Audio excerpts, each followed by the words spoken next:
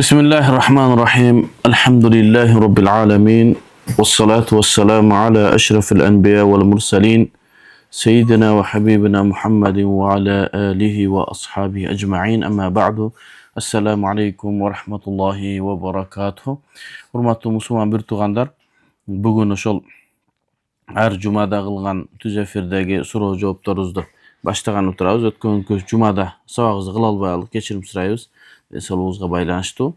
Эми кээде биздин өзүбүздүн каалообуздагы эмес нерселер болуп калганда ушундай кичине сабактарыбыз токтоп калат. Мен иншалла аракет кыламын ошол сабактарды токтотпостон кылганга. Ошо ар 4-күнү биздин мусулман бир туугандардан келген суроолорго жооп берейин деп атайын ушул күндү сабак кылганбыз. Анан мечитте дагы сабактарыбыздан кийин суроо жооп болуп атат, бирок баягы сабак өтө кызып кеткендиктен кээ бирде баягы куптандын азанына чейин сабак болуп калып, адамдардын суроосуна жооп бере албай калып атабыз. Ошого атайын суроолор топтолунуп, суроолор өтө көп. Азыр астында жүздөгөн суроолор бар. Ошону тезден элдерге жеткирүүгө аракет кылыш керек. Мен ушул максатым бар эле да, ар бир суроо келгенден кийин дароо жооп беришибиз керек. Адамдардын муктаждыгы бар да. Бирок эми инсан экенбиз, баягы физикалык жактан жетишпей атабыз да. Анда баштасак, ушу бизге кирген суроолордон. Бисмиллахир-рахманир-рахим. Басырык көп басат, дем салдырыш керекпи же эмне кылыш керек деп. Эми бизде кыргыздарда ушундай бир түшүнүк болуп калган, басырык деген нерсе адамдарды баягы үстүнөн басып же болбосо демин кыстыгып, эми ал көп болот. Ал кайсыл жерлерде басырык көп басат же болбосо кимдерди басат? Бул таза жүрбөгөн адамдар, намазына көңүл бурбаган, намазына көңүл бурса да жаткан жерин тазалабаган, кийимин тазалабаган, мына же болбосо гусулу жок, же намазында проблема, ошого окшогон адамдарды басырык басат. Кээде таза зикир кылган адамдарды деле басып калышы мүмкүн. Бул шайтан, жиндер ошол каалаганын кылат экен да, кээде адамдарга бир өзүнүн немесин көргөзүш үчүн. Басырык бул көбүнчө ошол жин шайтандардан болот. Ошон үчүн эртең мененки кечки зикирлерди биз дайым кылып жүрө турган болсок, намаздарды өзүнүн убактысында окуй турган болсок, жана ошондой эле намаздардан кийинки сүннөттөргө бекем болсок, суннату ар-раватиб жана бизге бекемделген сүннөт делинген, намаздан кийинки алдыңкы сүннөттөргө ушуга көңүл буруш керек. Себеби намаздан алдыңкы кийинки сүннөттөр пайгамбарыбыз эч качан калтырган эмес экен. Демек мында чоң сыр бар да. Алымдарыбыз айтат, ошо адамдардын ийгиликке жетүүсүнүн себептеринен бир себеби дагы ошо парыз бул, сен кааласаң, каалабасаң кыла турган, окуй турган намазда, кылбасаң сен көрчүнү көрөсүң деген ол Кудайдын буйругу. Ал эми сүннөт, анан нафил намаздар адамдардын өзүнүн каалоосуна калган. Ошол же момундун момундугу, мусулмандын мусулманчылыгы, такыбанын жүзү мына ошол сүннөттөрдө, анан кийин нафилдерде көрүнөт экен да. Мына ошон үчүн ошол канчалык адамдар нафил менен, сүннөт менен көп алектенсе, Аллах Таалага көбүрөөк жакын болот экен. Ал эми парызда сен милдеттүүсүң да, кааласаң да каалабасаң окуйсуң. Анда өзүңдүн ыктыярдуулугуң жок болгондуктан ал жерде сенин момундугуң көп таасири көп билинбейт. Ошон үчүн ошол намаздардагы пешинден кийинки, багымдаттан кийинки, багымдаттан алдында, пешинден алдын, пешинден кийинки баягы сүннөттөргө бекем болсок, иншалла жакшы болот. Дем салдырып койсоңуз жакшы болот, сөзсүз. Анан өзү инсан негизи өзүнө өзү дем салганы жакшы. Ихлас сүрөсүн, Фалак, Нас сүрөсүн, Аятал Курсини окуп өзүнө дем салса деле жакшы. Себеби өзүңүзгө өзүңүз дем салып атканда, ошо өзүңө өзүң көбүрөөк ихлас менен саласың да. Кудай Таалам ушу жаман көздөн, жаман сөздөн, жанагындай балит нерселерден сактасын деген. Бирөө салганда мүмкүн сен чөнтөгүң ойлоп атып дем салат. Ошого өзүңө салынган дем бул күчтүү болот. Бирок эми ошого атайын өзүнүн такыбалыгы менен. Анан эми кээ бирки биздин каракелерибиз бар, ихластуу, такыба, алардын да деми жакшы. Пайгамбар саллаллаху алейхи вассаламдан өзүнө дем салгандыгы боюнча бизде хадистер бар. Демек, адам өзүнө өзү салдырыш керек. Пайгамбар бирөөнү дем салдырды деген. Бирөөнү Куран окуп турганда бар. Ооба, сахабалардан кээ бир сахабаларды мага Куран окуп бер деп айткан жерлер бар. Анан айткан, я Расулалла, сага Куран түшсө, анан мен сага окуп берем десе, мен башка бирөөдөн укканды да каалайм баягы. Бирок дем салганда пайгамбарыбыз дайыма өзүнө өзү дем салган. Andan kийинки суроо, bir rekette keminde 3 kıska ayat bolsun deyit. 6 ayattan turgan kıska сүрөнү 2'ye bölüp 2 reketlik namazda okusa bolobу. Эми биздин шариятыбызда намаздагы кыраат маселесинде bir uzun ayat же 3 kıska ayat bolsun деген бул эң төмөнү деген сөз. Эми ошо менен намазың дурус болот деген маселе. Эми биз эң төмөнүн албашыбыз керек. Мусулман деген эң жогоркусун карашы керек, а? Пайгамбарыбыз эгерде бейишти сурасаңар, Фирдаусту сурагыла деген да. Жок, эптеп бейишке кирсем эмес, Фирдаусту сурагыла. Демек, намазда дагы эң азын айтып койду. Ушуну менен намазың дурус болот. Ушуну менен намазың дурус болот десе, ошого гана чектелип калган. Жакшы эмес. Мисалы, саждага барганыбызда Субхана Роббиял А'ла деп 3 жол, адна эң азы 3. Аны көп айтсаң деле болот. Так сандагы кылып көп айтсаң болот. Ошого бул сиз айтып аткан нерсе намаздагы эң намазың дурус боло турган нерсе, 3 аят. Анан эми 6 аяттыкты 2 нафил 2 рекетке бөлүп окусаңыз, намазыңыз дурус болот. Бирок эптеп дурус болот деген сөз.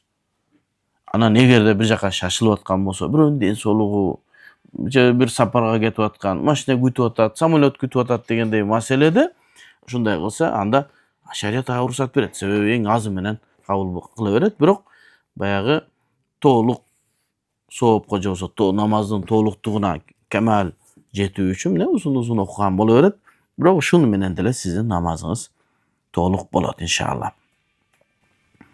Адамда Аллах Таала берген 360 мүчө бар.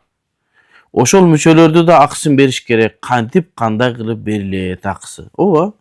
Хадисте келгендей, ар бир мүчөнүн өзүнө зикир чалыш керек. Алганда ошол баягы күнүгө айтылган вирд зикирлер, Субханаллахны айтуу, Астагфируллахты айтуу, Аятал Курсуну окуп дем салуу, күнүгө эрте менен кечинде Кур'ан окуу, өзүнө бир адат кылуу, ама ушундай нерселер бар да. Мисалы, да ушул жерде бир нерсени бир белгилеп айтып кетейинчи. Азыркы мезгилде илим алуунун жолунун кантип илим алыш керек адамдарга көргөзсөз, устаздын астынан илим алыш керек, устаздын астынан илим алыш керек, устаздын кайра айтып атабыз да. Устаздан илим алмайынча адам өзү китептен илим алган болсо, анын туура айтканына, китеп туура эле. Бирок китепти сен канчалык даражада түшүнөсүң, муаллифтин, китептин ээсинин максатын канчалык даражада түшүнөсүн. Ал эми биз устаздан оку деген, ал устаз анын өзүнүн устазын окуган, устаз анын устазын окуган, барып китептин ээсине барган, сен чынжырсаң байланса, китепти жазып аткан адам эмне максатта мынау сөздү койгондугун ошондо кулактан кулакка, ооздон чыгып кулакка угулуп отуруп, анан кийин бизге туура түшүнүп келип атат да. Ошондуктан илимди устаздан алыш керек. Эми ошондой эле тасаввуф илими, зикир кылууну дагы азыркы адамдар мындай эле хадистерден алып эле, хадистерде мындай келиптир, Субханаллахны айтыш керек, хадисте келиптир, тиги дуаны кылыш керек экен деп адамдар өз алдынча зикир кылып атат. Ооба, бунун зикирдин эч качан зыяны болбойт, бирок пайдасы аз болот. Мөмөсү аз болот. Кандай эле өзүң илим алсаң, канчалык илимдин пайдасы аз болгондой эле, ошо зикирде деле ошон үчүн сөзсүз сүрө бир устаз кармаш керек. Ал устаз сиздин абалыңызга карап, бүгүн мынча зикир кыласың, бүгүн тахажжуд окуйсуң, бүгүн орозо карма, эртең тиги садака бергин деп сени тарбиялайт. Аны муршид деп айтат.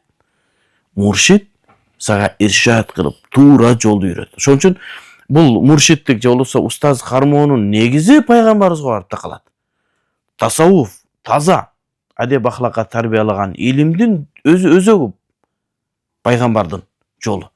Анан тиги азыркы мезгилде кээ бир софулардын же болбосо суфилердин бир туура эмес амалдарын карап, анан мына софулар ушул деп көргөзгөн, бул кыянаттык.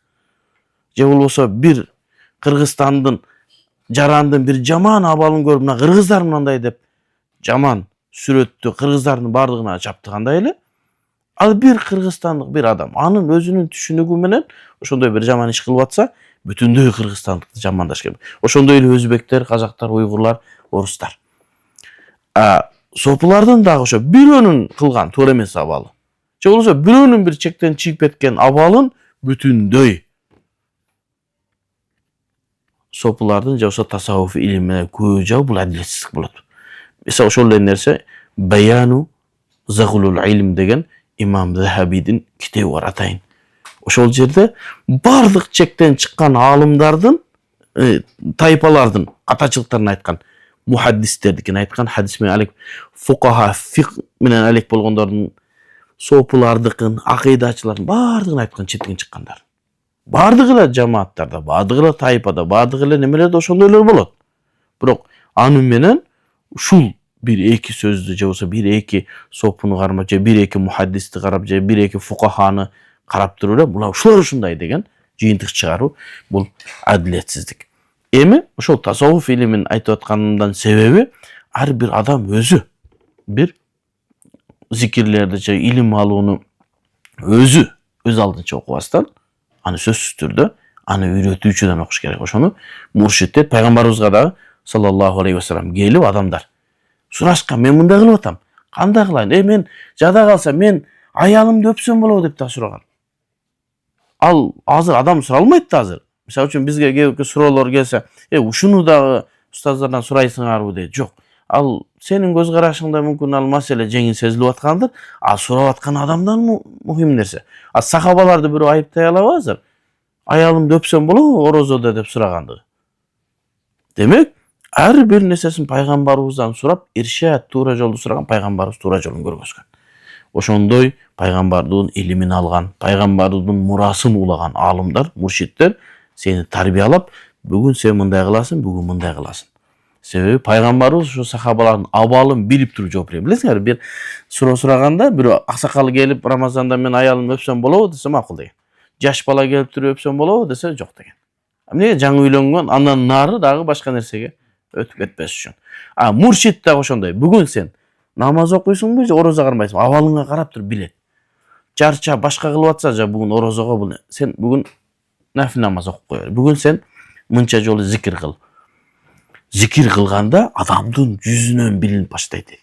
Жанагы табииндердин сөзү бар да, ким түнү менен ибадат кылган болсо, жүзүнөн нур тамып турат дейт.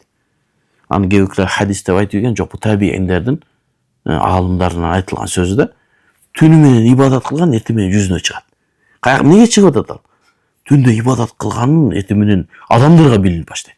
Билесиңерби, кээбек аалымдарды карасаңыз, карагандан уяласың, ушундай нурду. Чуак агачынын карасың, нур.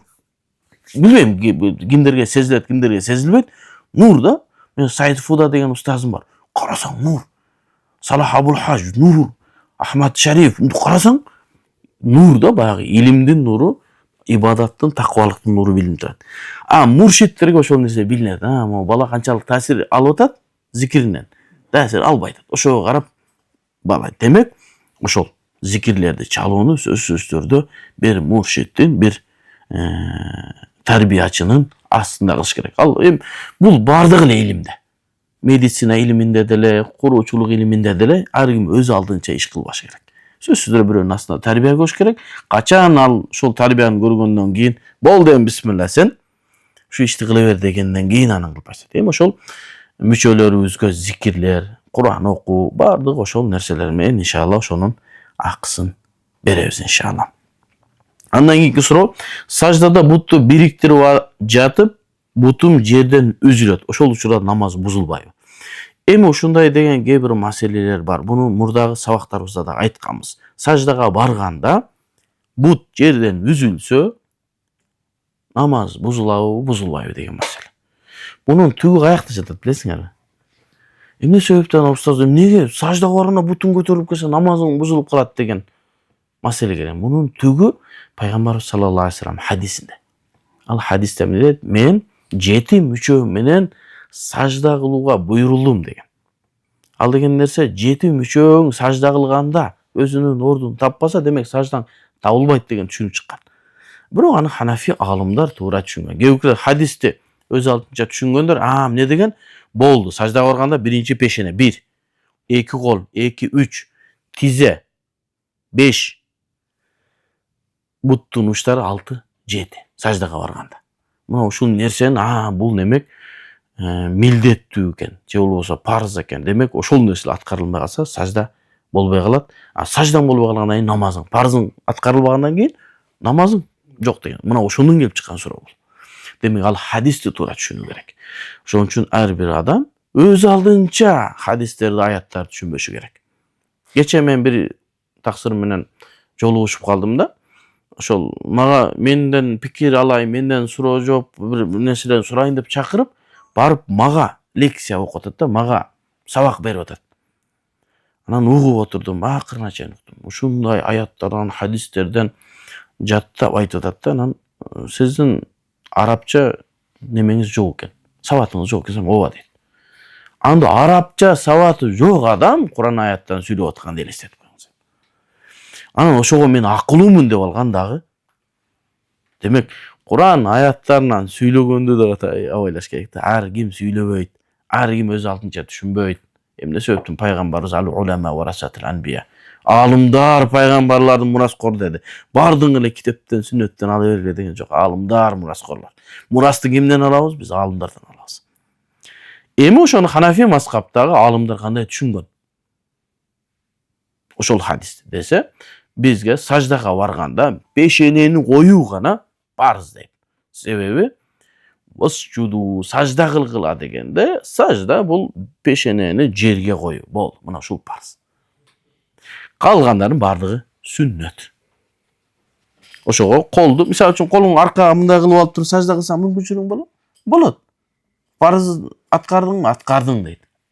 Болгону бизде кыямда буттун жерде турушу парыз, сажда кылганда пешененин тийүүсү, ал эми колдордун тийүүсү бул сүннөт амал деп. Мына ушул нерсе сахих деп алымдар айткан. Демек, сарсана болбошуңуз керек. Бутуңуз бир аз көтөрүлүп кете турганболсо намазыңыз бузулбайт. Бирок сүннөт таштап койгон болот. Сүннөттү аткарыш үчүн эмне кылыш керек? Ар бир мүчөлөрүбүз. Биздин ханафилер сүннөт эмес, мустахабтарды таштабайбыз намаздарда. Демек, бутуңузду көтөрүлбөгөнгө аракет кылышыңыз керек. Намазыңыз иншалла дурус болот. Эгерде авто уна арам акчага аралашып кеткен акча менен алынган болсо, бир уна сатып алыптыр. Унаны сатып алып атканда арам акча аралашып кетиптир. Ошол уна менен ишке барып келүүм арам болобу дейт. Машина менен иш кылбайм. Жөн гана ишке барып келем дейт. Себеби арам менен табылган акча малул хабис, таза эмес акча деп билинет. Таза эмес акчада береке жок. Таза эмес акчаны таза кылуунун бирден бир жолу садака. Баягында да айтканбыз го, эмне кылсын, алып чыгып туруп, бирөө шариятты билбеген мезгилде процентке акча берип жүргөн $10,000 пайда көрдү. Кийин кайдан жайдан сабактарды укту, риба деген, сүткорлук деген арам экен, андан түшкөн акча арам экен. Аны эмне кылыш керек? Аны жок кылыш керек десе, айтып атам да, $10,000 алып чыгып туруп огородко бензин чагып өртөш керек болчу акчаны? Жок, анын бирден бир жолу эмне кылыш керек? Садака кылыш керек. Ал садаканын кандай түрү болсун? Мечит саласыңбы, муфтият саласыңбы, карлар үйүнө бересиңби, жетимдер үйүнө бересиңби, көзү азиздерге, дудуктарга садака болду. Мына ошол менен тазаланат акча. Бирок ошол адамга сооп жазылбайт. Эмнеге? Себеби арамдан табылган акчага сооп берилбейт. Анан адамдарга бир түшүнүк болуп калышы мүмкүн. Андай боло турган болсо, мен тиги эптеп неме кыла берейин, сүткорлук менен акча таба берейин да, тигини мен студенттерди окутайын, мен жок. Эгер табылып калса кандай кылабыз дегенде гана ушул жолду таап беребиз. Башынан баштап адамдар арамдан акча таап, арамдан акча менен садака кылсын, жакшылыктарды кылсын делинбейт. Себеби кокустан ошо арам акчаны жасап атып туруп өлүп калсаң, болду, анда кыяматта жооп бересиң. Садака жетишпей калды. Билбейбиз да, 2 мүнөт, 1 мүнөт. Өмүр деген нерсе Кудайдын колундагы нерсе. Демек, арам акча аралаштыбы, демек аны тазалаш керек. Эмне себептен зекет бизге парыз болгон? Зекет парыз, Аллах Таала адилеттүү зат да. Эч бир өзүнүн пенделерине зулумдук кылбайт. Эмне себептен мунун иши жакшы жүрүшүп кетти да, бул байып кетти. Мунун иши жүрүшпөй атат, кембагал болуп атат. Эмнеге? Бул деле иштеп атат, бул да аракет кылып атат. Bunun жолу болбой атат, тиги бол. сыноо үчүн. Bunun kembagalçylyk kolunda jok menen. Bunu sınayt. Allah Taalaga şükür kılaw eken kembagalçylyga. Sabır kılaw eken. Tigi baydy sınayt. Sen akçaň menen ошол парыз кылам. Бересиңби тыйын? Ал өзү ошонун акчасы. Bunu Allah Taala tигини сылаш үчүн берген. Ошон үчүн эмне? Zeketти берүүнү парыз кылып койду. Мустахаб, сүннөт деген жок. Сен беришиң керек. Сен милдеттүүсүң дейт да. Сен мындай эле берип турганбыз сага. Ал-малу лиллах. Акча бул Аллах Тааланын акчасы. Mal, mülk bul Allah'tıkı. Bizge jön ele mындай жанагы бизде азыр мындай кылып койду го. Бизге кагаз акчаны чыгарып койду. Жөн эле бири-бирибиздин арабызды аралаштырып, алмаштырып эле жан багып атабыз да.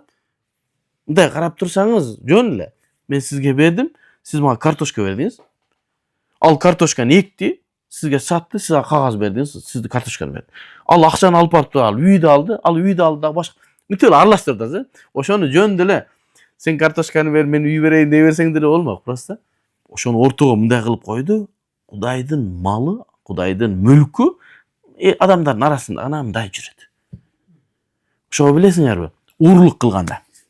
Бир адам урлук кылса, ал урлук 10 дирхамга жеткен болсо, 10 дирхам анын колу кыркылыш керек эгер шарият өкүмү болсо. Урдап кетти дагы тиги акчаны жеп койду. Же болсо иштетбейди. Уруну кармады, камералардан карма башка кылды дагы, мойнуна койду дагы, ислам соту колун кыркты. Тиги адам малдын ээси. Мен акчамды бер дейм, жок.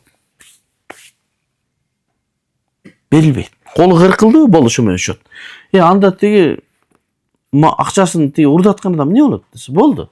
Себеби качан уурулук болуп bunun mülkünөн чыккандан урдагандан кийин болду bunun мүлкүнөн чыгып Аллахтын мүлкүнө кирет. Ошон үчүн колду кыркуу Аллахтын акысы дет. Ошон үчүн пайгамбарыбыз айткан, эгерде Фатима менин кызым урлук кылган болсо колу кыркылыш керек. Менин колумдагы нерсе эмес, бул Аллахтын буйругу. Аллахтын акысы. Ошон үчүн колу кыркылыш керек. Штраф төлөп кетип жок болбойт.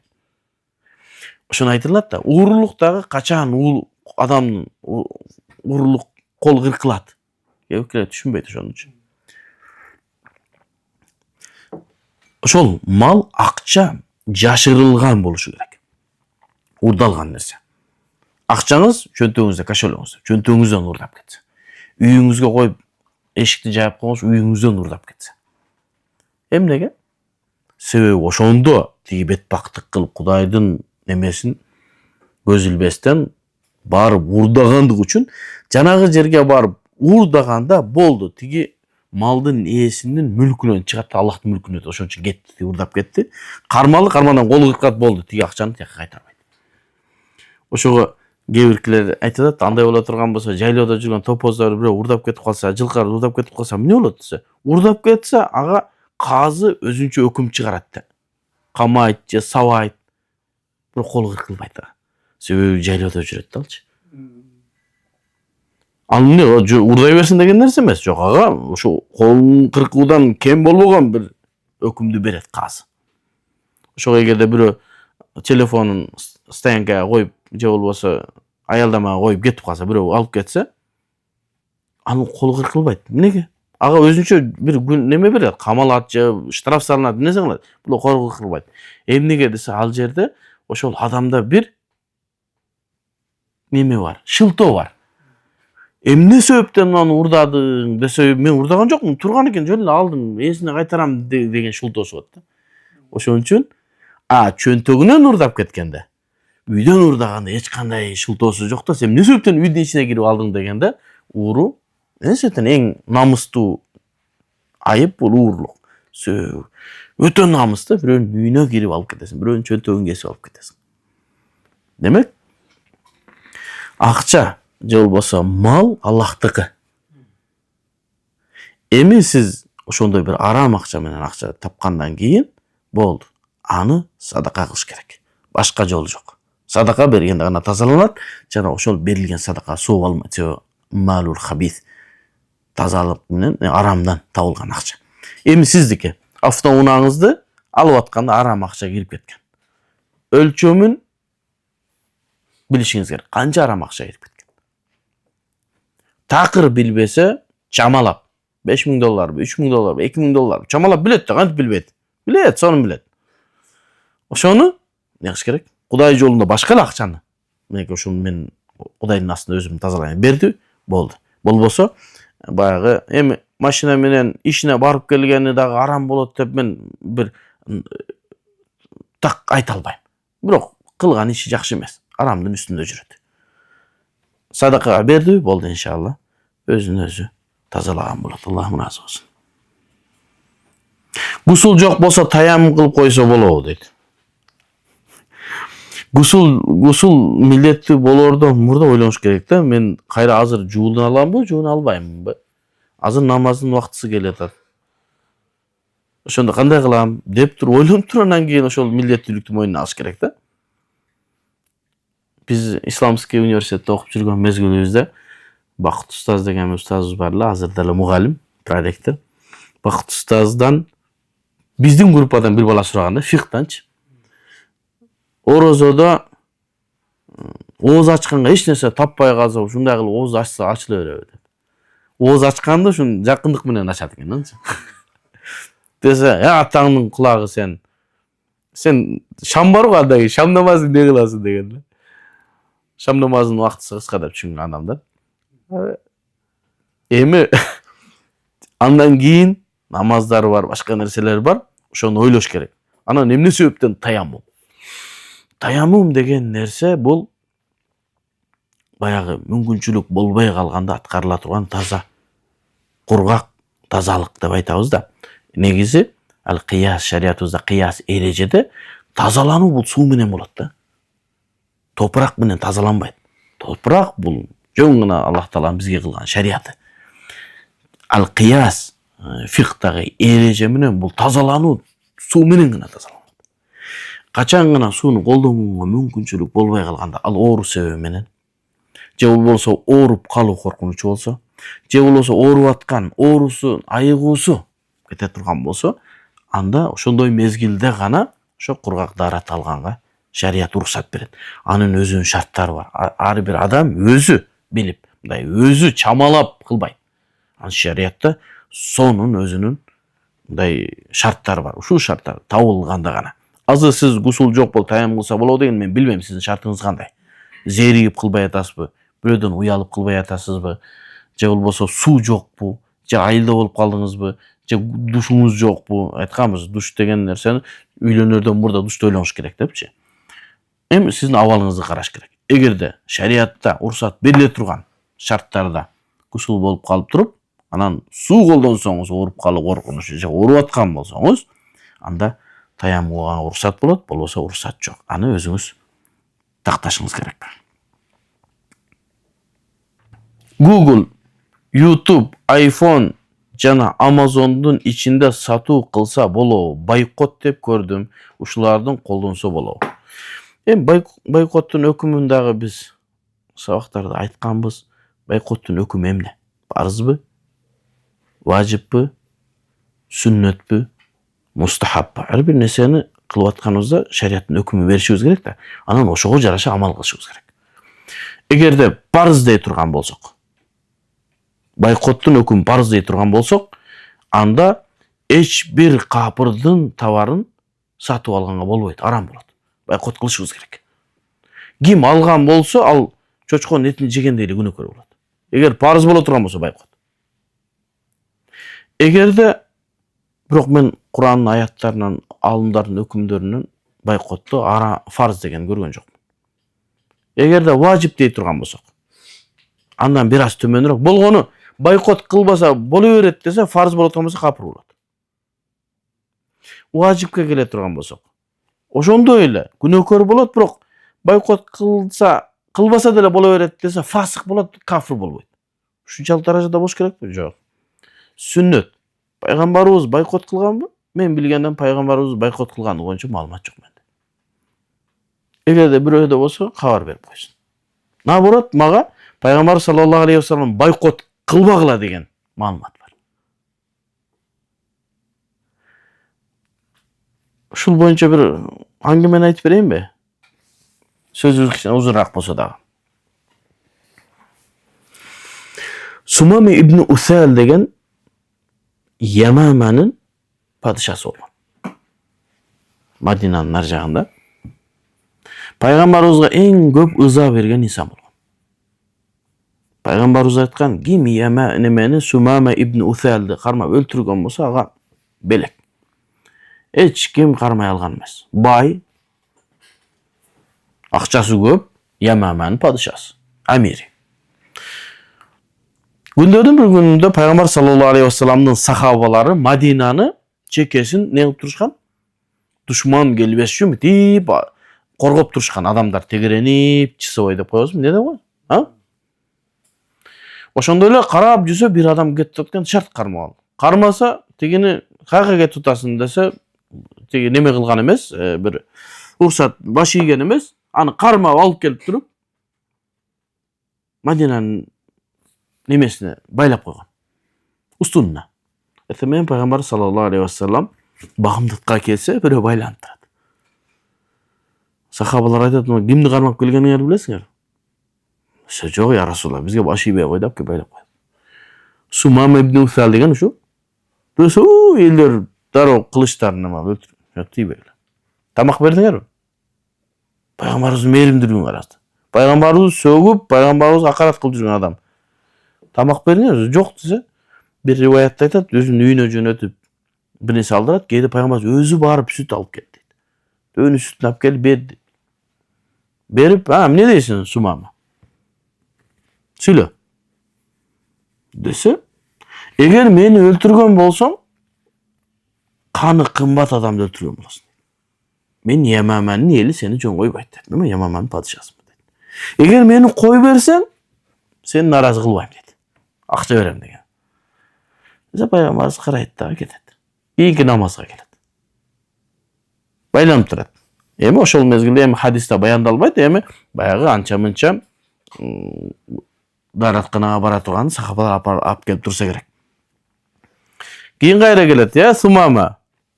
Не дейсиң? Десе, эгер мени өлтүрсөң, каны кымбат адамды өлтүрөсүң.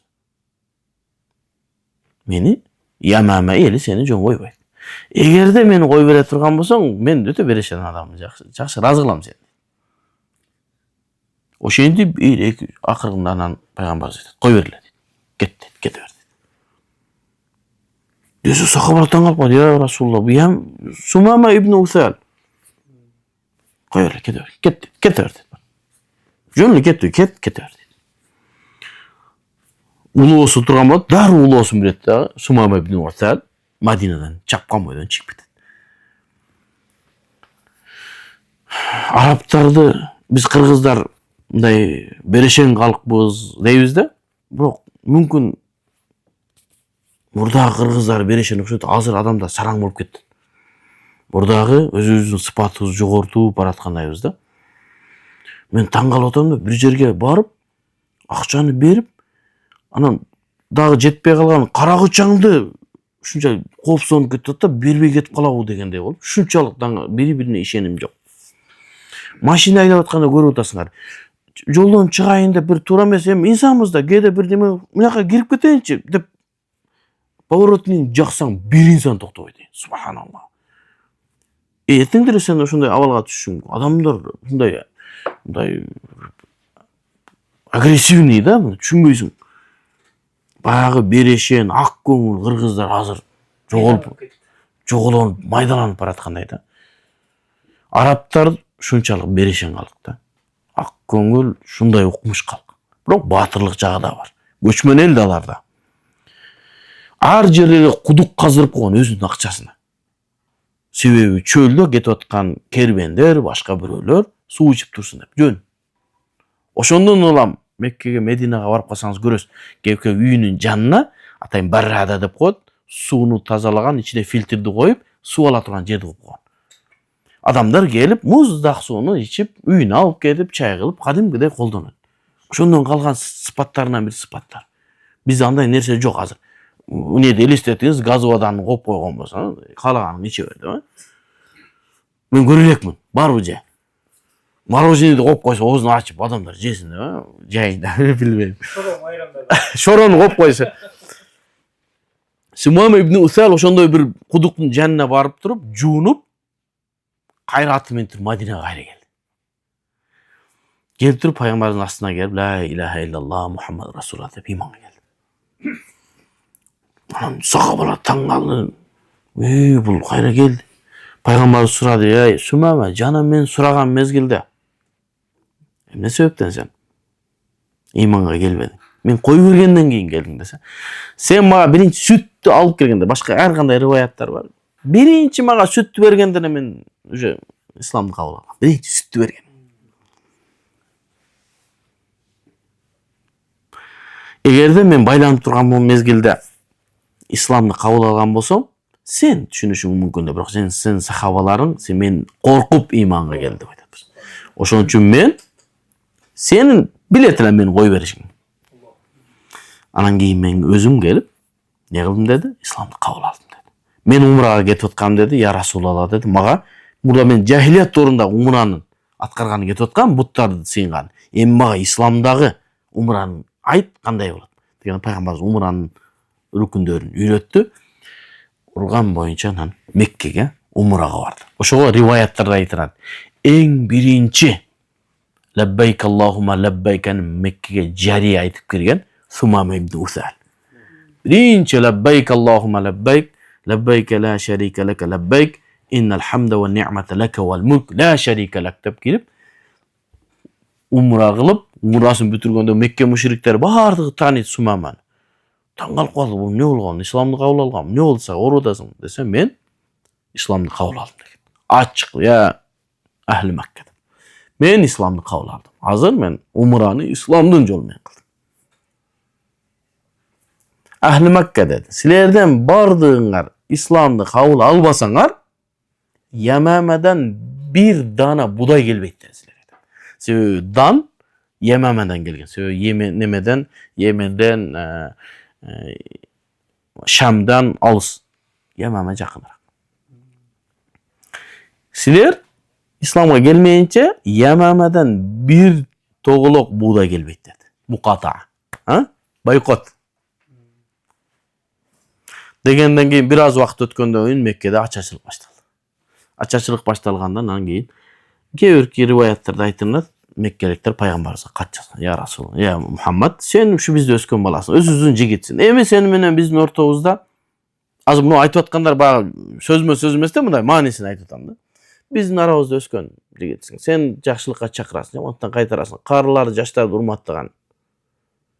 Бизде ачык болду. Сумамага айт бизге будай жөнөтсүн dedi. Ошол мезгилде Меккеликтер менен пайгамбар согушуп аткан мезгил болчу. Кийин Сумамага айтты, Сумама деди, будай жөнөт деди. Анан кийин будай келди Меккеге. Бойкоттун тескериси. Кафырлар менен кылган бойкотту токтотту пайгамбар. Мен айтат элем, бойкот кылуу бул мустахаб. Мустахаб деген нерсе жакшы көрүнгөн, талап кылынган нерсе. Муну ол жерде өзүбүздүн өндүрүш турса, барып капырдын өндүрүшүн алба. Өзүбүздүн жакшы нерселер турса, ошолорго салым кошпо, акчаң менен жардам бербе. Ар бир адам өзүнө өзү жооп бериш керек. Бирөөгө милдеттүү кыла албайсыз. Сен мындай кыл, сен мындай кыл депчи. Анан иншалла бойкот мустахаб деп ойлойм.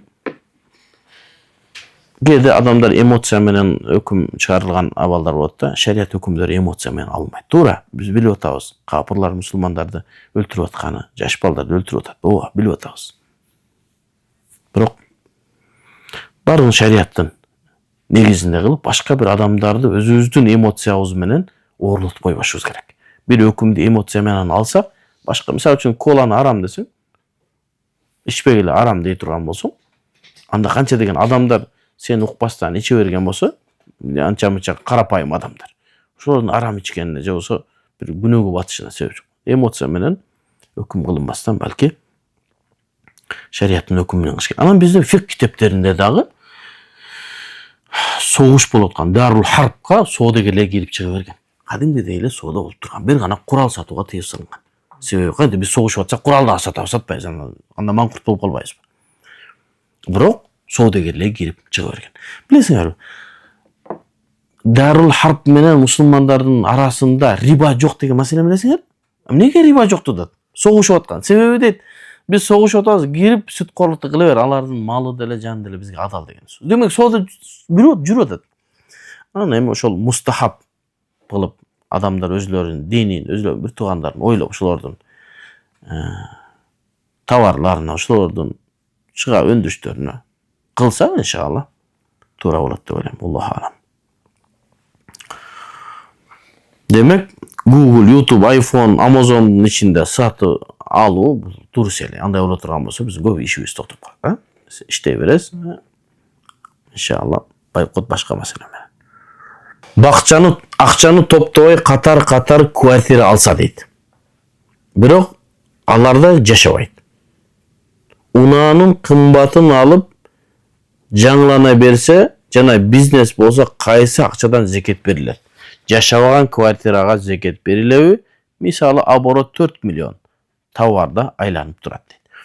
Товардагы акчалар урут деп товардын өзүнчө эсептелет. Ал эми квартираны алганда ошону соода сатык үчүн алынган болсо, квартира алып сата турган болсо, аны квартиранын баасынан берилет. Эгерде квартираны жөндөн алып кое турган болсо, андан берилбейт. Кантип бересиң? Аллаху алам.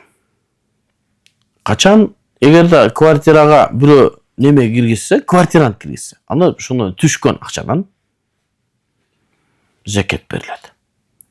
Анан эми жаңы машина минип жүрсө, анын өзүнүн муктаждыгыдыр мүмкүн. Адамдар өзүнүн каалагандай машина минет да, бирөө төө минип, бирөө эшек минип жүрсө илгери. Сен эмне төө миниң, эшек эле минип жүрбөйсүң деп айта алган эмес, айтылбайт да. Бирөө жакшыраак машина минет, бирөө мындайраак машина минет дегенде. Аллаху алам. Бул жашоодо Аллах бизди Куранга жана хадиске амал кылсын деп жаратыптыр. Ошондо Куранда эмнелерге амал кылыш керек дейт.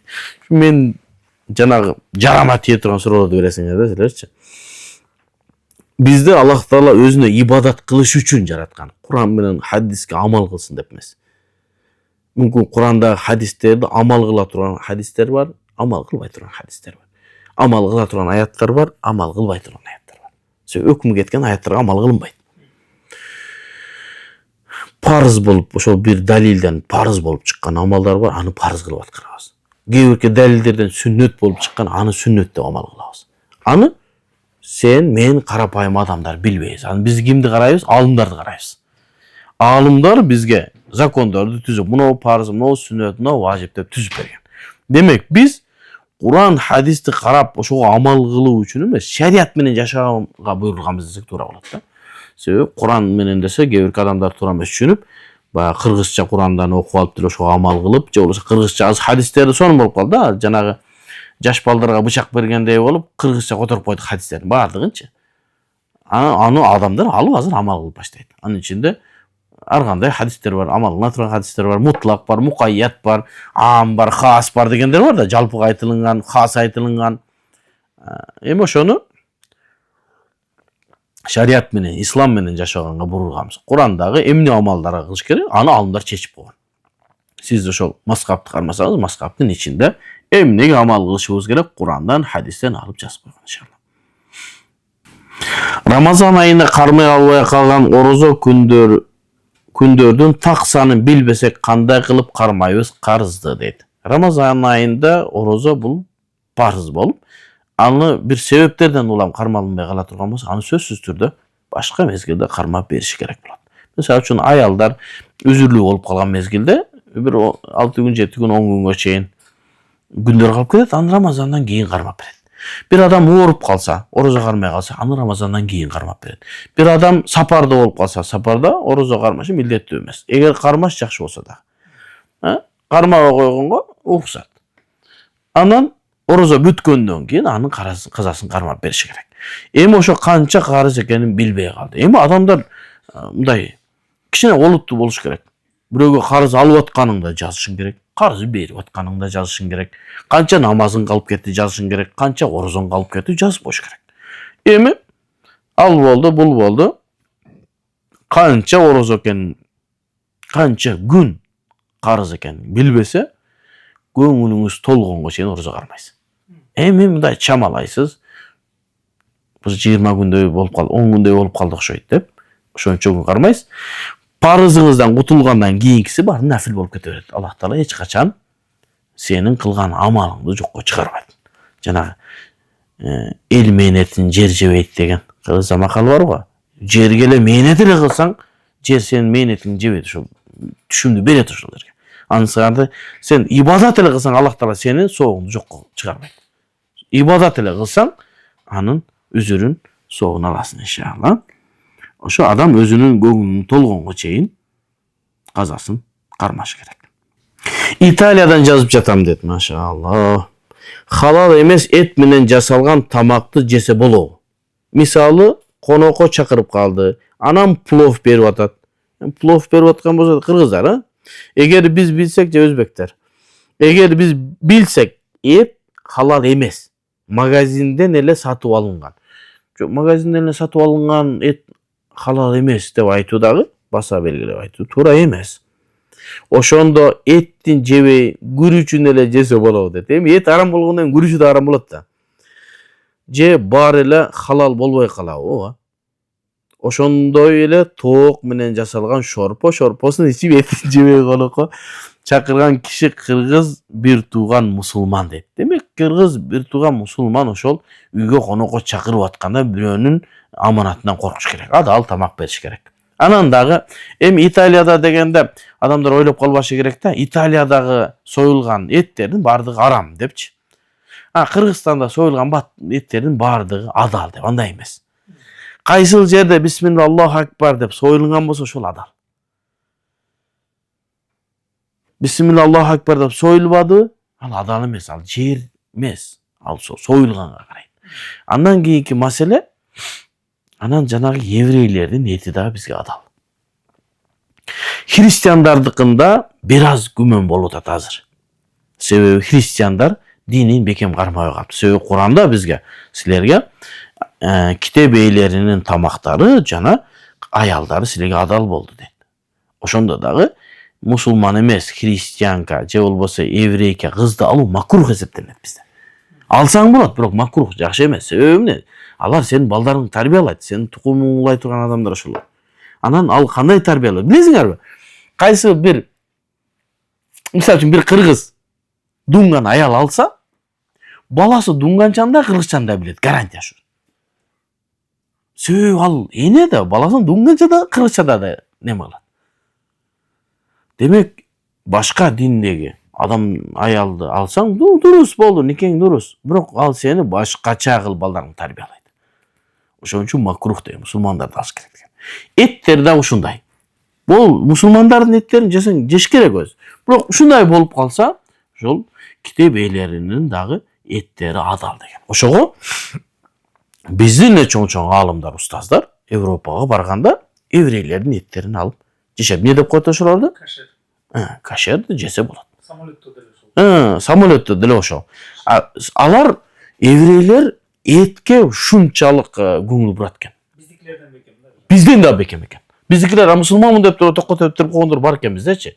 Балта менен башын бир чаап неме кылгандар деле бар экен. Алар өтө бекем кармайт экен ушу эт маселесиндечи. Ошого менин устазым Шейх Салах Абул Хадж айтат, Европадагы эт бизнеси 90% еврейлердин колунда дейт. Эми ошону караш керек. Муну христиандарда аз эле дейт. Анан христиандарга ишенбей калганыбыздын себеби булар динин жакшы кармабай айтат да. Мен православмын же католикмин дейт, бирок мынтип карасаң атеист да. Демек ал атеист боло турган болсо анын эти дурус болбойт. Ошон үчүн орустарга бизде күмөндү бар. Ошого эгер зарылчылык болуп калса, Европада көбүнчө католиктер болот да. Россияда православтар.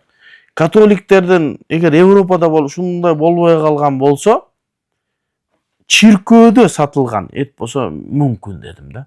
Себеби чиркөөнүн ичинде сатылып аткандар болсо, алар католиктер мүмкүн ошол өздөрүнүн дининен эме калгандыр. Ал эми еврейлердики, мисалы үчүн самолетто деле ошону жеп атам. Мен мисалы үчүн жеп атам. Чоң устаз деле жеген. Европага баргандар баардыгы ошону жеп атат. Демек, ол Италияда мүмкүн ошондойдур. Бирөө сурап коюш керек. Кандай эт? Кашер эле десе, болду, жей берсе болот. Эми анан Эгерде андай болбой турган болсо, анда ооздон кирген нерсени сакташ керек. Бул курсак деген нерсе, чоң устаз айткандай, 2 самсага, 1 самсага тое турган нерсе. Ошол жака жаман нерсени киргизбеш керек. Мусулмандар деле азыр, кыргыздар мусулмандар деле кээде баягы атында мусулмандар көп кайдыгер болуп калган абалдар бар. Биз ушинтип эле мусулманбыз да биз дейт, бирок шарияттын талаптарын аткарбайт. Шарияттын талаптарын аткарбаса, анын кылган тамагы арам болуп калат, капыга чыгарбайбыз аны. Бирок тамагы адал болбой калуу коркунучу бар. Ошон үчүн эгерде күмөнүңүз жогору боло турган болсо, анда жебей эле фисташкасынан жеп, нан бышырган болсо борсогунан жеп, нандан жеп, чайдан ичип, кашыктын ары бери айландырып келе берсеңиз болот иншалла. Аллахым разы болсун. Диетадамын деш керек, эң жакшысы. Бир молдо кулпуга Муззамил сүрөсүн 41 жолу окуп дем салат экен. Анан кулпуну агын сууга ыргытат экен, арак ичкенин токтотуш үчүн. Ушул нерсе тууралуу хадисте бар деди. Бул исламдын жолу эмес. Биздин жолубуз эмес. Ал Муззамил сүрөсүбүз Куран бардыгын окуса делечи. Мындай ар бир амалыбызда пайгамбарыбыздын же болбосо маскаптын бир көргөзмөсү болуш керек да. Болбосо пайгамбарыбыздын көргөзмөсү боло турган болсо, ачыктан ачык бизге сонун болот.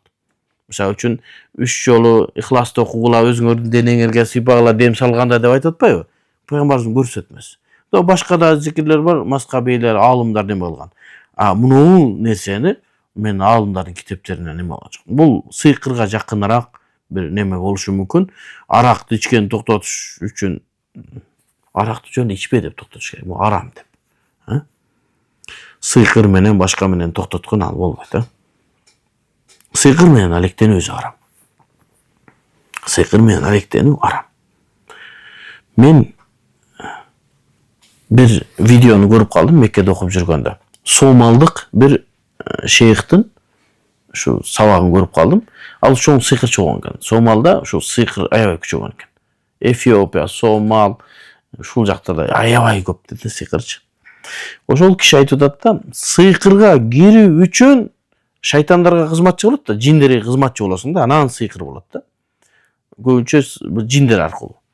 Сен канчалык капырлыктын түгүнө түшкөндө гана анан кийин алар сага макул болуп туруп, анан кийин сыйкырды сага бир күчтөрдү жиндер иштеп баштайт. Сыйкырчы болуш үчүн сөзсүз капыр болуш керек дейт.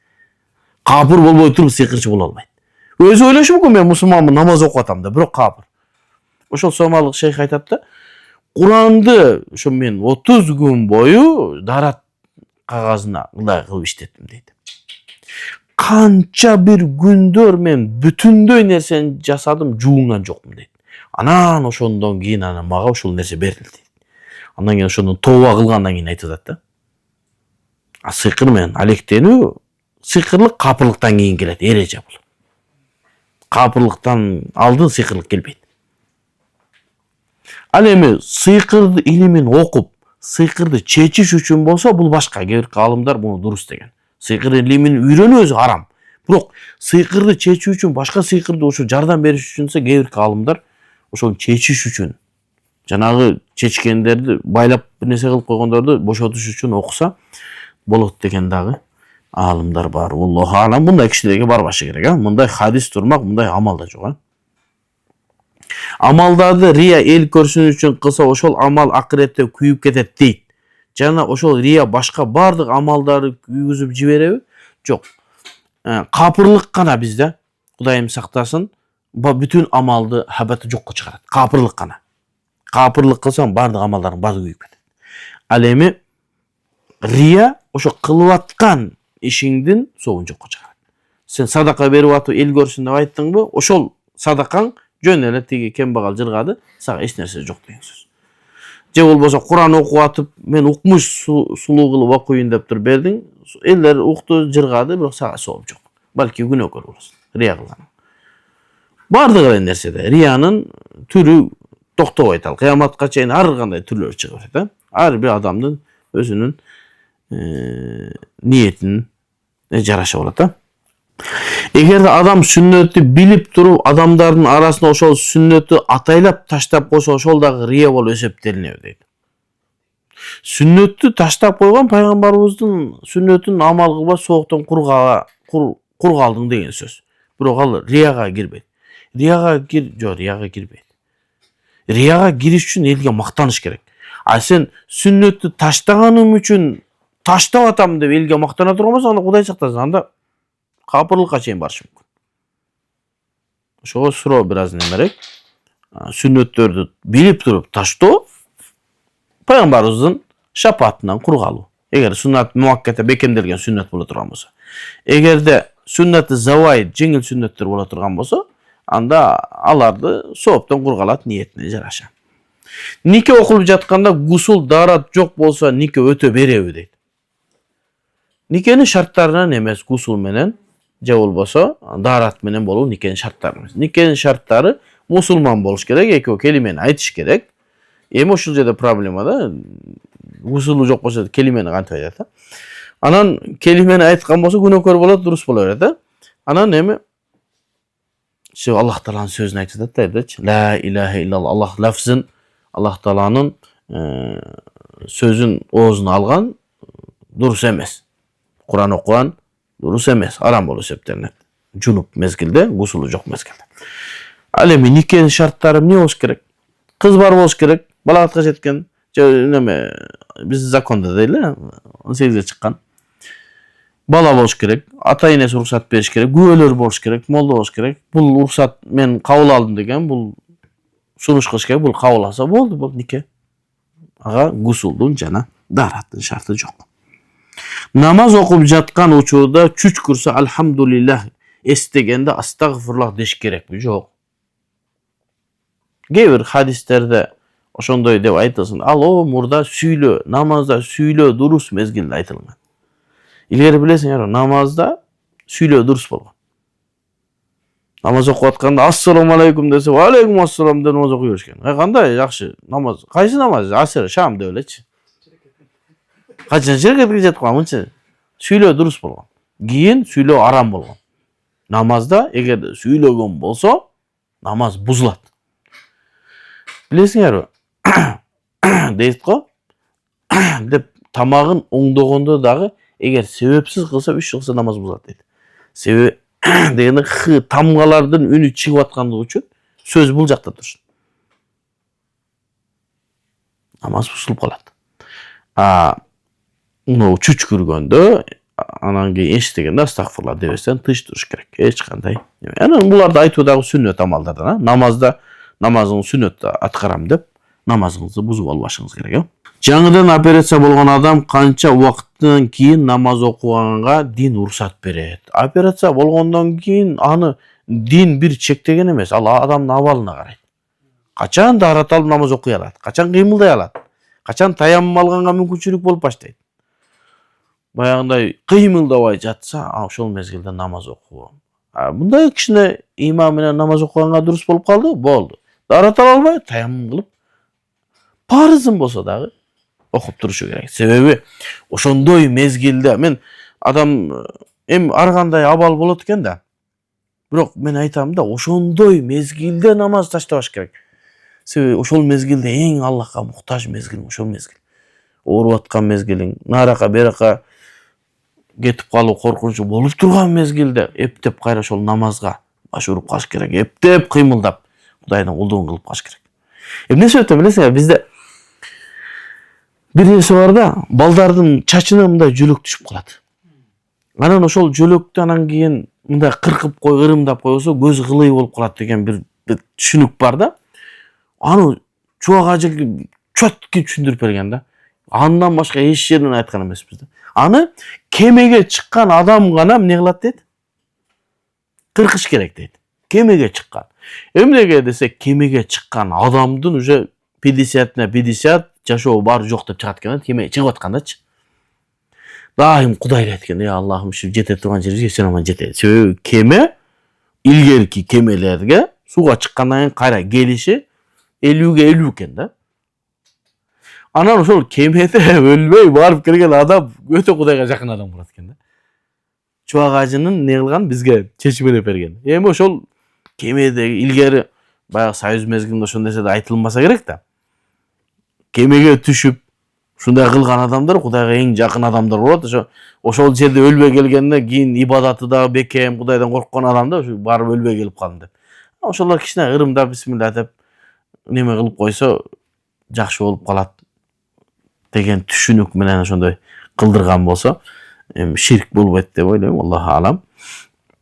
Анан ошол эмне себептен муну айтып атам? Себеби кемедеги адам Кудайга жакыныраак болот деген маанини айткан да Чубак ажыга. А бул жерде дагы сен ошол ооруп нары кетем, бери кетем деп аткан мезгилде эң Кудайга жакын мезгил. Ошол мезгилде Кудайга кичине болсо дагы. А бирок такыр жатып, кыймылдабай кала турган болсо, анда эмне кылат? Анда намазын калтырат, кийин жакшы болгон мезгилде ошол намазын каза кылат. Таяммумда устаз кантип калат ошо жеңил эле. Бул таяммумда болду, бир эле ташты жууп алып келип берет болду, ташка колун урат, бетин таза, колда бир урат, колун сыйпайт болду таяммум. Чаңдаш кажет. Таптаза жууган чаңдап, операция болгон адамга чаңдап келсең микроб ит болбойт. Жууп тазалап, сонун кылып мынча 4-5 мрамордап келсе болду, сонун болот. Себеби Ханафи мазхабта таяммум кылганда чаң болушу шарт эмес, жер жынсынан болсо болду. Эми Аллах таалам өзү кечирген болсун, эми кээде ушундай абалдар болуп калат экен. Оору, бул Кудайым сактасын, эч бир инсан, эч бир мусулман, эч бир адам оорубасын да. Бул оору жаман экен. Адамды сынай турган мезгил. Ковидте мен дагы катуу оорудум да. Ошол ковидте мен мүмкүн 2 күн намаз окуй албай калдым. 2 күн. 2 күндө ошол кандай жанагын деп бияктан кирбегенден тияктан деле чыкпайт экен да. Эчтеке жебей калгандан кийин ошол жатып эле калдык да ошол. Жатып эле бир аз көзүм ачам ошол немеде терезе военный госпиталда жаттым мен Ошто. Терезеден ошол ак сурп тартып коюптур. Күн ысык мезгил, жайдын мезгили, бүт нерсе жабылган. Шамалдатуу мүмкүн эмес. Аба жетпейт. Өз аба жетпей атканда комната ысык. Эми Кудайым кечирсин, ал күндү кайра башыбызга салбасын. Көзүмдү тийип ачып карайм. Жарык экен деп, кайра көзүм ачсам, караң кирип, ошону гана билдим. Ошол мезгилде мен дагы 2 күн бекен намаз окуй албай калдым. Эми ошондой абалдар болуп калат экен. Кудай таалам оору суркуудан сактаган болсун. Мен жолдошум менен жашаганыма 3 жыл болду. Мени ата-энеси жактырбай кетирип салган дейт. Бизде ушул аябай көйгөй болуп атат да. Биздин ата-энелер тарбиясынын начарлыгын, баласынын турмушун, жашоосун бузган. Мен апам, Аллахым өзү рахматын алсын, кат сабаты жок аял эле. Жазганды, окуганды билбеген. Бирок бизди жакшы тарбия берди. Бизди динди билбесе дагы укканына амал кылган аял болчу. Апам бир жерден уккан экен да, тамакты түнөтүп, эртең ысытып жеген жаман. Ошону да жебегиле дейт эле да. Ушундай айтылыптыр, молдолор айтыптыр тамак. Ушуга чейин амал кылчу да. Орозосун калтырбай, намазын калтырбай окуп жүрүп бул дүйнөдөн өттү. Аллахым бейишине берген болсун. Апам өлгөн мезгилде мен келе албай калам. Окуп жүрүп. Ошол аял айткан да. Аллахым бейишинен берсин. Сен кимди тандайсың? Мен ошого макул. Мен сага муну кызды ал деп айтпайм. Сен өзүң танда, ошону ал. Ошо мен бакыт. Апам да күлдүрүп сүйлөйт эле. Качан мага повестка келсе мен кете берем, жашай турган силер дейт эле. Жана армияга повестка келет го? Армияга. Ошенткенде балдар союз мезгилинде армияга кеткен да, повестка келген армияга кеткен да.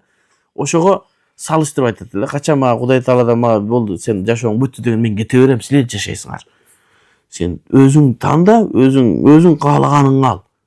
Дегенде анан кийин чүйдөн үйлөнүп атпайм. Себеби Ош жакта бизде чүйдөн үйлөнүүнү чоң адашуу деп билет да.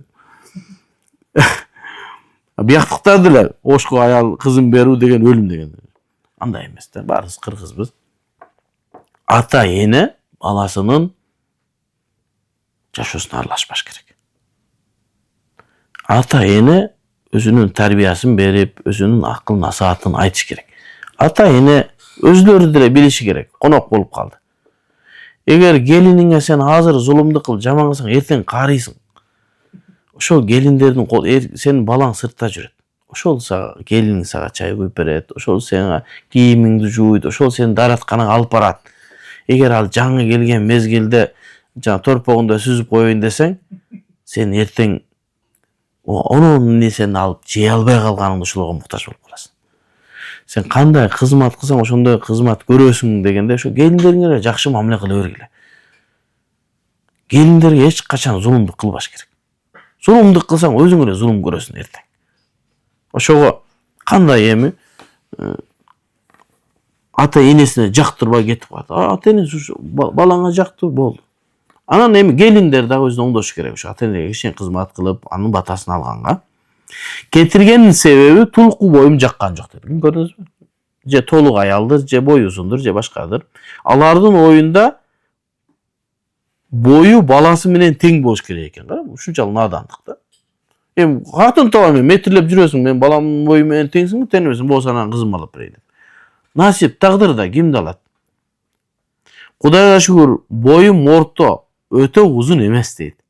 Ушул нерсенин айынан кетирип салыш дейт. Өтө жаман нерсе. Күнөө Кудайым өзү кетсин. Баласы дейт, ата энесине силер тапкан кызга үйлөнөм деп айтат дейт. Эми бала эч качан ата энеге каршы чыкпайт. Бирок жүрөгүнөн ооруган балдардын армандары мен угуп атам. Мен ортодо чайналдым. Аялым десем ата энем десем аялым дейт. Аялымды жакшы көрөм, бирок ата энем түшүнбөй койду дейт. Ошону ата эне түшүнүш керек да. Себеби өзү жаш мезгилде тарбия көргөн эмес ата энелер. Кийин өзүнүн балдарына, келиндерине да тарбия бере турган даражада эмес да. Өткөндө бир немени угуп калдым. Токтосунова, немеле жана аял. Нурзат Токтосунова айтты да. Адамдар тойго барганда дуа бергенди билбегендер бар, аксакалдар. Ошол үйрөтөбүз биз депчи. Ооба, бир жерге барганда дуа берип кой десең, аксакалдар эки сөзүн башын кошуп, дуа бере албай турган аксакалдар бар. Бир жакшы насаат сөзүн айта албай калгандар бар. Анан кийин айтат, молдо төргө өтүп кетти, аксакал өтүш керек болчу деп. Аксакал дуа кылышты билбесе, Фатиханы жакшы окуй албаса, анан молдолорду урмат кылып чыгарат да, молдонун илими жогору турат. Бирок ошентсе деле аксакал урмат кылыныш керек. Бирок ошо аксакалдар өзлөрүнүн дуаларын бере албай калып, карабайсыңбы, эми ушу кандай болсун, эми ушу боюң жакпай калды деп баласы менен кызын ажыраштырып салган. Баласы ата энесин силер тапкан кызга үйлөнөм дейт. Себеби бала да ата энесин кандай болсо дагы ошондордун көңүлүн алайын дейт. Мага сабыр кыл, жумшайт, анан ачык жашайбыз деп келет 3 жылдан бери. Бир жумадан кийин эле кетирип салышкан дейт. Ошол күндөн бери жолдошум менен жашыруун жашап жүрөбүз. Бир семьянын 3 жылдан бери жакшынакай үй бүлөнү бузуп атат. Ошол күндөн бери жолдош менен жашап жүрөбүз дейт. Кичине сабыр кыл, булар түшүнөт деп. Ал өлүшүн күтүп атат. Өлүп кутулбаса башка болуп кутулбайбыз деп деле баласы деле ойлоп атат, келин деле ойлоп атат. Ошондой нерсеге жеткизбеш керек. Ата энелер жанагы кутмандуу, каарлык деген нерсе ошону Кудайдан тилеш керек да. Ошо балдарга баш болуп, дуа берип, акыл насаатын айтып, оңдой турган каарлык бериши керек да. Мындай кылып Кудайым өзү сактаган болсун. Кандай кылсам туура, акылым жетпей жатат дейт. Эми бала ошол күйөөңүз дагы ачыкка чыгып айтсын, эми кой, мен жашайм, силер менин жашоомо аралашпагыла. Мен силерге кызмат кылам, силерди карайм деген жакшы нерсесин айтып, үй бүлөсүн бузбасын. Үй бүлөнүн бузулгандыгы эч кимге, бир гана шайтанга кубаныч алат. Биздин маскапта каза болгондорго Куран окуйбузго ошол бидат болуп калбайбы дейт. Биздин маскапта биздин чоң аалымдар, Ханафи маскаптагы аалымдар өлгөн адамдарга Куран окуса дуру сообу жетет дейт. Бидат деген нерсе эмне? Бидат деген нерсе шариатта болбогон, анан ошол нерсе шариатка каршы келген нерсе эле бидат болот. Шариатта айтылган эмес, ошону аткарсак динге каршы келет. Ошон үчүн Айша энебиз радыйаллаху анханын хадисинде "Мен ахтаса фи амрина хаза ма лейса минху фахуа раддун." Ким биздин динибизге бир жаңылык алып келсе, "Ма лейса минху." Ошол нерсе исламга жат, исламга бир чоочун нерсе болсо, "Ма лейса минху" дейт, исламдан эмес болсо, фахуа раддун, ошол кайтарылат. Исламдан боло турган болсо, бирок сүрөтү башкачараак болсо, ал бидат эмес. Эми кээ бирки биздин мусулман бир туугандар ар бир нерсени эле пайгамбарыбыздын мезгилинде болбогон нерсени бидат дей берет. Эми ошонун өзүлөрү деле кичине акылын иштетсе ошол айткан. Мисалы үчүн пайгамбарыбыздан хадистер бар. Садака кылса соогу жетеби? Жетет дейт. Бирөөнүн атынан умра кылса, ажылык кылса болобу? Болот дейт. Анан Куран окуса, Куран окуган ар бир тамгасынан сооп алынат. Сооптун ошол өлүктөргө, өткөндөргө арнасак болобу? Болот. Болду ошол эле баптан. Ага сөзсүз түрдө пайгамбарыбыз Куранды окуп соогун жеткизгиле деген маселе эмес. Мисалы үчүн бир студенттер бар. Илим талап кылып атат. Компьютер алып берсең, илим алуусуна жеңип отурган болсо, сооппу? Сооп. Бир жакшы баланы тарбия кылса, дуа кылса, дуасы жетип атпайбы? Кантип Куран окуса да жетпейт. Дуа. Сен, "Я Аллахым, атам күнөөсүн кечир, Кудайым бейишинен кыл, кабырын нурдуу кылгын, бейиште бирге болот, я Рабб" десең, Аллах Таала ушул сөзүңдү кабыл кылып аткан Куран окуп туруп, "Аллахым, ушул соогун Аллахыма бер" десең, жетпейби? Иншалла, соогу жетет. Кандай жакшылык иш болсо, анын соогун маркумдарга эмес, тирүүлөргө деле. Эмнеге тирүүлөргө? Соопко муктажбызбы биз? Азыр муктажбыз да. Себеби кыяматка даярданып атпайбыз. Бул жашоо сооптун же болбосо амалдын эгин зары болуп атпайбы? Биз кыяматка даярданып атабыз. Мага сооп керек азыр. Бирөө менин атыма умра кылып сооп мага берсе, рахмат дейм болор. Азыр мага. Демек, тирүүлөргө деле, өлгөндөргө деле соопту мындай белек кылса боло берет иншалла. Биздин китептерде айтылган ошол нерсенин баардыгы. Ханафи китептерде. Аял киши салондо чач кыркып, чач боёп, аялдарды шугаринг кылып, анан балагаттан өткөн эркектердин чачын кыскартып иштесе, андан түшкөн акча арамбы дейт. Я Алла, аял киши салондо иштесе болот, бирок аялдардын салонунда. Анда дагы ошол шариатка каршы келбеген нерселерди кылып. Мисалы үчүн, оно шугарин деген жанагы аврат жерлерди тазалообу? Аврат эми көбүнчө аврат жерлерди тазалат. Эми аялдардын аврат жерлерин караган дурус эмес. Аялдар өзлөрүнүн өзлөрү тазаласын. Бирөөгө барып тазалатпайчы. Себеби себепсиз авратты ачып берүү. Эми макул, колтуктарын тазалатса макул. Бирок башка жагын тазалатса, жанагы себепсиз аврат жерди ачуу дурус эмес. Анан чач кыскарткан болсо, эркектердин чачын кыскартпаш керек. Аялдардын чачын кыскартыш керек, Анан эми анын тапкан акчасы арам деп айта албайм мен. Бирок дурус эмес.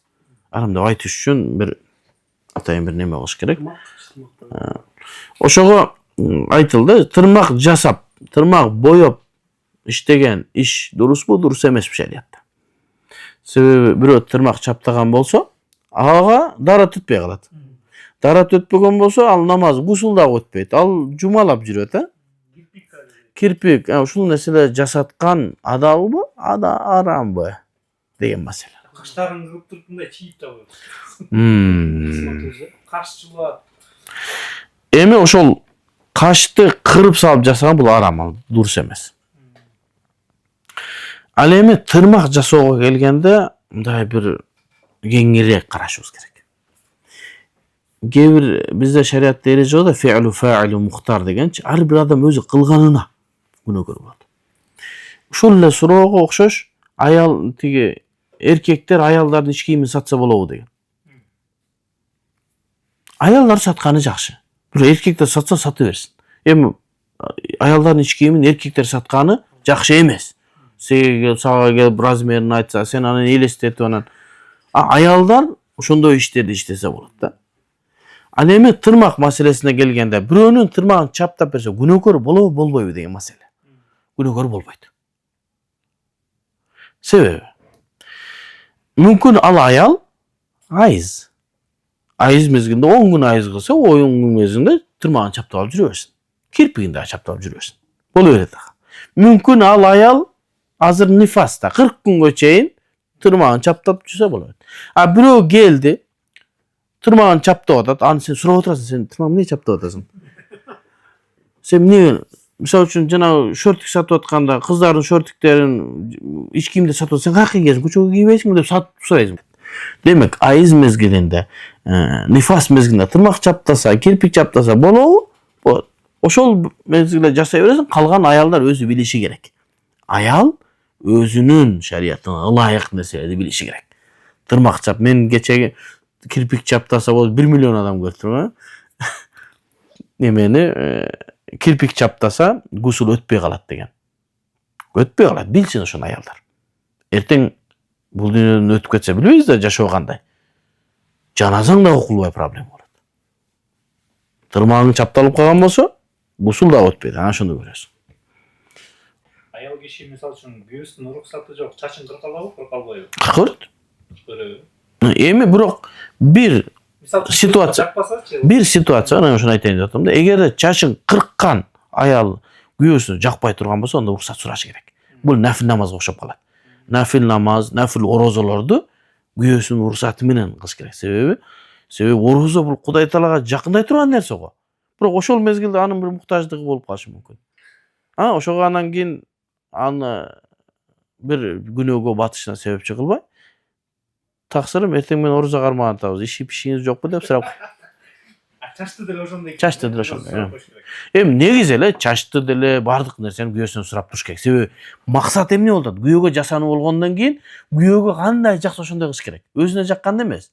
Мисалы үчүн күйөөсүнө мисалы үчүн сары кылган чач жагып аткандыр. Аял капкара кылып боеп койсо, мен неме блондинканы жакшы көрөм деш мүмкүн да. Ошон үчүн эмне кылыш керек? Брюнетка мага жакпайт деш мүмкүн, туурабы? Ошон үчүн эмне кылыш керек? Аялы сөзсүз кеңешиш керек күйөөсү менен. Кийим алганда, чачын алганда, боенгондо, үйүндө, атырын алганда болот. Бардыгын күйөөсү менен кеңешсе жакшы болот да. Күйөөсү деле аял менен кеңешиш керек болуш керек атырда. Ал дагы туура. Бирок эркек кымбат атыр алса эле негизи. Кымбат атыр алса эле жагат өзүчү. Şu жана арзан атырдан адамдардын башы ооруйт да. Арзан атыр албаш керек. Кымбат атырдын баары эле жакшы го дейм да. Мужской болсун, женский болсо да. Бирок адамдардын табияты ар кандай кеңешип койгон жакшы болот. Жана айтып атпайбызбы? Аялдар күйөөсү деле аялына жасаныш керек. Ага деле да сен жүрө берсең. Комуз менен ырдаган акындарыбыздын ырларын уксак болобу? Болот деп атабыз. Кыяматка барганда дагы эми ошол жоопкерчилик биздин мойнубузда. Şu кыргыздын комузун болбойт деп айта албайбыз. Негизи жана бир инструмент менен ойнолгон неме өзү. Жок, өзү кылдуу нерселер дурус эмес деп айтылат эми комузго. Себеби аны менен бирөө бийлеп кетпейт. Аны менен акындар жакшы сөз, насаат сөздөрүн айтат, башка кылат. Шуну дурус деп атабыз эми. Бизден мурдагы аалымдар дурус деген экен ошолордун сөзүн. Анан эми мага бирөөлөр каршы чыгышы мүмкүн. Аны кийин сүйлөшүп алабыз. Мен көп тамашалашып адамдарды күлдүрүп жүрөм. Олуттуу болоюн деп аракет кылам, бирок эч эле болбой жатат. Мага тамашалуу сөздөр өзү эле келе берет дейт. Тамашалуу жана күлкү динде кандай каралган дейт. Пайгамбар саллаллаху алейхи вассаламдын Бахз ибн Хаким радыйаллаху анхудан эгер адашпасам хадиси келет. Ким бирөөлөрдү күлдүрүш үчүн жалган айтып күлдүргөн болсо, ага тозок болсун деген. Атайын күлдүрүш үчүн жалган анекдотторду айтып күлдүрүш үчүн шундай кылган, бул жакшы эмес. Бирок пайгамбарыбыз саллаллаху алейхи вассалам бизге өрнөк, бизге биз түздөнө турган зат да. Пайгамбарыбыз деле өзүнүн сахабалары менен тамашалашкан. Бирок тамашалашканда акыйкат менен тамашалашкан. Акыйкатка да айтып туруп эле тамашалашсаң, адамдар ошо көңүл ачылып, жылмаюу жүзүнө чыгат. Ошол тамашалашуу эмне кылыш керек? Акыйкатта болуш керек. Чын менен тамашалаш керек, а? Устаз ушул жерден кейлечи. Устаздарды, аалымдарды туурап тамашалашат да. Кейде Куран аяттарын, кейде хадистерди мындай бурмалагансып айткандары ошол кандай окулат. Негизинен аалымдарга бир тамаша анан жаман сөз айткандан адамдар абайлаш керек. Себеби ал аалымдар жөндөн жөн аалым болгон жок, Аллахтын назары түшкөн адамдар да. Аалымдар Аллах Тааланын жердеги көлөкөсү дейт да. Аалымдар пайгамбардын мураскорлору дейт. Эгер аалымдар да айтты мындай, илимдин атынан сүйлөгөндөр эмес, аалымдар, айырмасын билиш керек. Кээбикилер илимдин атынан сүйлөйт, бирок аалым эмес. Кээбики аалымдар бар. Ошо аалымдарды Аллах Таала бекеринен аалым кылган эмес, бекеринен пайгамбар мураскор кылган эмес. Аларга сүйлөгөндө абайлаш керек. Аларга көңүлүн калтыраткан сөздөрдү айтпаш керек. Аларды туурап мыскылдабаш керек. Анан жанагындай болуп аяттарды айтып, аяттарды ката таржыма кылып түшүндүрүп айткан болсо, анда ал динден чыгып кетүү коркунучу бар. Мен ошол Чубак Ажекенин же жок, өзүнчө бир жана Эхдина сыратал мустаким деген сүрөнү айткан неме менен жолугуп калдым да, Куудул байкебиз менен. Ошондо айтты да, мен өлүп кетейин динди мазактоо иретинде айткан эмесмин. Болгону Эхдина сыратал мустаким деген туз жол бул жакта деген сөздү гана айтайын деген, баягы арабча айтып ошондой кылайын дегенбиз, бирок динди шылыңдоо биздин оюбузда жок эле. Бирок адамдар күлүп, ошондон улам бизге мындай сөздөр айтылынды деп мен айттым, ушундай нерселерге башыңарды салбагыла. Башка нерсе менен күлдүрө бергиле. Дин менен, аалымдар менен, Курандын аяттары менен адам абайлаш керек, Бул жакшы эмес. Азыр бизди күлдүрө турган нерсе толуптура. Азыр штанын башыңа кийип алсаңдар эл күлө берет. Дин менен эмес. Дин деген нерсе бул Аллахтын бизге түшүргөн мыйзамы да. Аллах Тааланын мыйзамына күлүү, Аллахтын мыйзамын сыйлабоо же болбосо Аллахтын мыйзамын келекелөө бул кафырлыкка алып барат. Ошон үчүн адамдар абайлашы керек болот да. Эми сиз дагы эми олуттуу болгонго жөнөкөй жакшы сөздөрдү айтып, көңүл ачканга айтсаңдай неме кылса болот. Эми баягы атайын тамашалап бирөөлөрдү күлдүрүү кылып өзүнүн кадырын түшүрбөгөн жакшы. Бизде мисалы үчүн куудулдары бар, элдерди күлдүргөн. Акыйкатты айтып, элдер айта албай аткан нерсени тамсил менен айтса, бул дурус эле. Тамсил менен, бирок чектен чыкпаган абалда. Бирок анан эле бир нерсени кармап алып эле ошону ал өтмө маанисин айтса, сен акыйкый маанисин алып алып эле аштан алың десе, не дейт? Аш чайханада отурабыз дейби, самоордо отурабыз дейби, самоордо отурабыз деп айтат. Самоордо кантип отурасың, күйүп калбайбы деп. Ал самоордо отурабыз деген ошол ашканада отурабыз деген өтмө маани менен айтып жатат. Эми ошону деле алып чыгып элдерди күлдүрүп неме кылган мындай жакшы эмес да. Болгону жакшы нерселерди айтып. Мен мисалы мына Хажыбай Тажыбай деген өзбектердин куудулу бар. Өзү түгү тажик.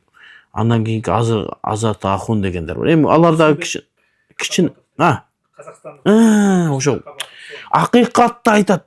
Чындап айтат. Союз мезгилиндеги сепаратордон бери айтып берет. Чындап неме кыласың. Анан биз жөн эле саясат менен эле кыла бергенде, макул саясатта сен бир нерсени айткың келип атса, анда депутат бол же болбосо саясатка кир. Акыйкатты айтып, адамдар айта албай аткан нерсени элдерге айтып берсе, анда ошо менен мүмкүн көңүл ачса, негизи көп күлгөн жакшы эмес. Көп күлгөн ден соолуктун мүлкү дейт го, күлкү ден соолуктун мүлкү деген ал чеги менен. Эгер көп болсо жүрөк караят. Көп күлгөн жакшы эмес. Пайгамбар саллаллаху алейхи ва салламдын хадисинде айтат, эгер мен билгенди билсеңер, силер азыраак күлүп көбүрөөк ыйлайтырлар деген. Абалыбыз жакшы эмес. Бир сүйлөшүп отурганда айттым да, келинчегиме айтсам, азыр өлүп кала турган болсок, биздин абалыбыз жакшы болбосо керек депчи. Адам ар бир минутасына мен азыр өлүп калсам, эртең кыяматта суроо жооп кандай болот деген адам менен жашаса, адам көп күлбөйт го. Ар бирибиз минутабызды эмне кылып турушубуз керек? Эсеп кылсак турушубуз керек. Умар ибн Хаттаб радиаллаху анху айткан сөзү бар го. Силерден эсеп алганга чейин өзүңөр эсеп бергиле. Мен эмне иш кылдым? Бүгүн эмне кылдым? Күнүгө. Биздин устазыбыз Шейхтар Сардар Али күнүгө эртең менен бүгүн мен мына ишти кылам деп кечкурун кайра өзүнөн отчет кылган. Жазат эртең менен. Ошону үйрөткөн. Бирок биз ошону аткара албай атабыз. Бул Кыргызстанда аны аткаруу да кыйын экен. Себеби Кыргызстанда эртең менен бир нерсе иш кылам дейсиң, бирок такыр оюңда жок башка иштерди кылып кетет. Ушундай экен. Кыйын экен да. Эртең менен план түзүп бүгүн муну кылам деп. Кечкурун ошол иштеримди канчалык деңгээлде аткардым деп өзүнө эсептейт. Мен бүгүн эртең менен Куран окушум керек, сабак беришим керек, суроо жооп кылышым керек, колуман келсе садака беришим керек, намаздарды мечитте окушум керек деп кылат. Кечинде канча намазымды мечитте окудум, канча намазымды кечиктирип окудум, сүннөтүм окудум. Эгер күнүгө өзүбүзгө эсеп алып турсак, анда оңолууга ойбуз да иншалла.